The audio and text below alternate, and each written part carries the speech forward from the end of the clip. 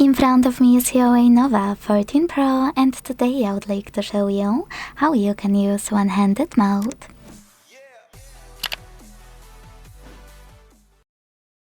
Begin by opening Settings and scrolling to click on this section called Accessibility Features. Now tap on one-handed mode here. And to activate it, use this switcher right next to it. When it's blue, you can follow all of those instructions to use it. If you are using gesture navigation, slide your finger across the bottom of the screen and hold. If you are using 3 keys, they're exactly the same, you just don't need to hold. So when I do that, as you can see, one-handed mode is on. Hit got it, use it over here, and to go back to standard size 1, click on black area.